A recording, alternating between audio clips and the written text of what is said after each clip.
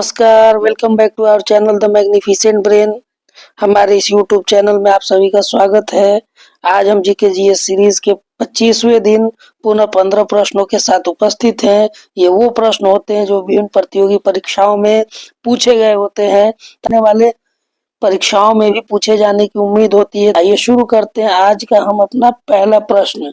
आज का पहला प्रश्न है, मनुष्य में पाचन का अधिकांश भाग किस अंग में संपन्न होता है? मनुष्य में पाचन का अधिकांश भाग किस अंग में संपन्न होता है? Option A pancreas, option B बड़ी आंत, ऑप्शन सी छोटी आंत, ऑप्शन डी अमाशय। मनुष्य में पाचन का अधिकांश भाग संपन्न होता है छोटी आंत में। Option C is the right answer. प्रश्न संख्या 2, मनुष्य में पाचन क्रिया कहाँ प्रारंभ हो जाती है? ऑप्शन ए मलाशय, ऑप्शन बी अमाशय, ऑप्शन सी मुख, ऑप्शन डी पक्वाशय। मनुष्य में पाचन की क्रिया प्रारंभ हो जाती है मुख से। Option C is the right answer. प्रश्न संख्या 3, अस्थि में कौन सा लवण सर्वाधिक मात्रा में होता है? Option A calcium phosphate, option B sodium chloride, option C ferric nitrate, option D magnesium carbonate. अस्थि में सर्वाधिक लवण होता है calcium phosphate. Option A is the right answer. प्रश्न संख्या 4, बर्फ के दो टुकड़ों को आपस में दबाने पर टुकड़े आपस में चिपक जाते हैं क्योंकि?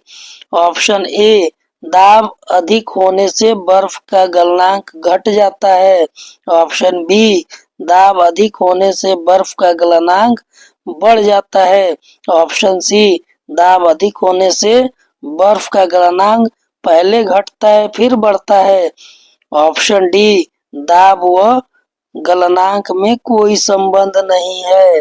बर्फ के दो टुकड़े को आपस में दबाने पर टुकड़े आपस में चिपक जाते हैं क्योंकि दाब अधिक होने पर बर्फ का गलनांक घट जाता है।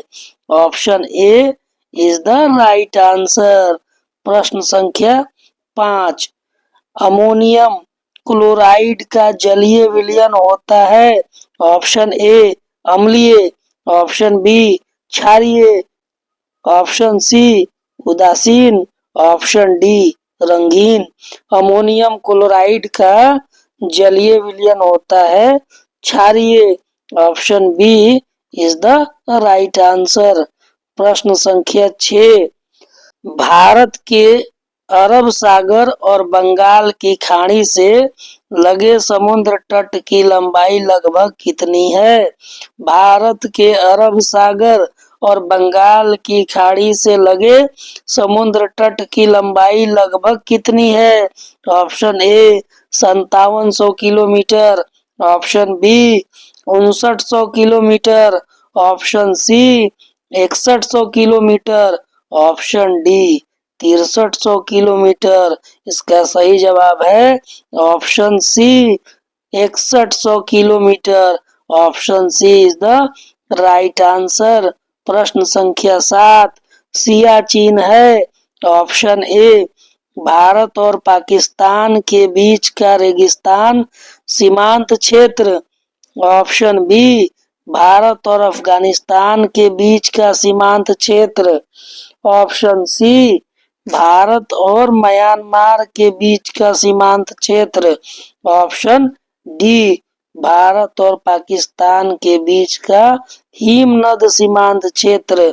इसका सही जवाब है सियाचिन है भारत और पाकिस्तान के बीच का हिमनद सीमांत क्षेत्र। Option D is the right answer. प्रश्न संख्या 8, किसी देश का शुद्ध राष्ट्रीय उत्पाद एनएनपी होता है? शुद्ध राष्ट्रीय उत्पाद नेट नेशनल प्रोडक्ट होता है। ऑप्शन ए सकल घरेलू उत्पाद में मूल्यह्रास भत्ते बढ़ाकर, ऑप्शन बी सकल घरेलू उत्पाद में विदेशों से शुद्ध आय जोड़कर। ऑप्शन सी सकल घरेलू उत्पाद में विदेशों से शुद्ध आय घटाकर। ऑप्शन डी सकल घरेलू उत्पाद में मूल्यह्रास भत्ते घटाकर। इसका सही जवाब है एनएनपी होता है सकल घरेलू उत्पाद में मूल्यह्रास भत्ते घटाकर। Option D is the right answer. प्रश्न संख्या 9, आर्थिक विकास का सर्वोत्तम सूचकांक उपलब्ध कराया जाता है। ऑप्शन ए वर्ष प्रति व्यक्ति वास्तविक आय में वृद्धि द्वारा। ऑप्शन बी वर्तमान कीमतों पर राष्ट्रीय आय में वृद्धि द्वारा। ऑप्शन सी बचत अनुपात में वृद्धि द्वारा। ऑप्शन डी भुगतान संतुलन की स्थिति में सुधार द्वारा। सर्वोत्तम आर्थिक विकास का सर्वोत्तम सूचकांक उपलब्ध कराया जाता है वर्ष प्रति वर्ष व्यक्ति वास्तविक आय में वृद्धि द्वारा। Option A is the right answer. प्रश्न संख्या 10, अंतर्राष्ट्रीय समुद्र पानी में भारतीय मछुआरों द्वारा पकड़ी गई मछलियां निम्न में से किसके जीडीपी का हिस्सा है। ऑप्शन ए श्रीलंका के। ऑप्शन बी भारत और श्रीलंका के। ऑप्शन सी भारत के। ऑप्शन डी भारत तथा इंडोनेशिया के। तो इसका सही जवाब है ऑप्शन सी भारत के। प्रश्न संख्या 11, भारत में रेलवे के अंतर्गत सर्वप्रथम कंप्यूटरीकृत आरक्षण व्यवस्था कहाँ लगाई गई। Option A New Delhi. Option B Kolkata. Option C Mumbai. Option D Chennai. Bharat में रेलवे के अंतर्गत सर्वप्रथम कंप्यूटरीकृत आरक्षण व्यवस्था नई दिल्ली में लगाई गई।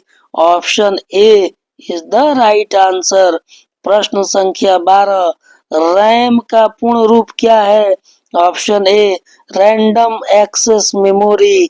Option B ready application module. Option C read access memory. Option D remote access machine.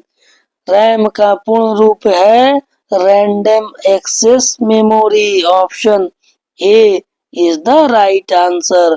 प्रश्न संख्या 13, पृथ्वीराज रासो निम्नलिखित में से किसने लिखा था। ऑप्शन ए भाव विभूति ने। ऑप्शन बी जयदेव ने। ऑप्शन सी चंद बरदाई ने। ऑप्शन डी बाण भट्ट ने। पृथ्वीराज रासो लिखा था चंद बरदाई ने। Option C is the right answer. प्रश्न संख्या 14, उत्तर भारत के संदर्भ में पूर्व मध्यकालीन भारतीय इतिहास में 750 ईस्वी से 1200 ईस्वी तक का समय मुख्यतः माना जाता है। उत्तर भारत के संदर्भ में पूर्व मध्यकालीन भारतीय इतिहास में यानी 750 ईस्वी से 1200 ईस्वी तक का समय मुख्यतः माना जाता है। ऑप्शन ए संक्रमण काल। ऑप्शन बी राजपूत काल। ऑप्शन सी भारत पर तुर्क आक्रमण का काल। ऑप्शन डी उपर्युक्त में सभी। 750 ईस्वी से 1250 ईस्वी तक खासकर उत्तर भारत के संदर्भ में माना जाता है कि यह जो काल था राजपूत काल था। Option B is the right answer. 1206 के बाद से तुर्क अफगान शासक का काल आया। उसके बाद 1526 से मुगल काल शुरू हुआ। चलिए अगला प्रश्न यानी आज का 15वां और अंतिम प्रश्न, बक्सर के युद्ध 1764 ईस्वी में हुआ था के समय दिल्ली का शासक कौन था। बक्सर के युद्ध के समय दिल्ली का शासक कौन था। Option A Aurangzeb. Option B Shah Alam. प्रथम, option C Bahadur Shah Zafar, option D Shah Alam द्वितीय। बक्सर के युद्ध में दिल्ली का शासक था शाह आलम द्वितीय। Option D is the right answer. और इस बक्सर के युद्ध में हार के बाद से ही भारत में अंग्रेजी सत्ता स्थापित हो गई थी और 1765 ईस्वी के इलाहाबाद संधि के द्वारा बंगाल, बिहार और उड़ीसा का दीवानी अंग्रेजों को देना पड़ा था। चलिए, आज का 15 प्रश्न हमने देख लिया है। उम्मीद है कि प्रश्नों का चयन आपको अच्छा लगा होगा।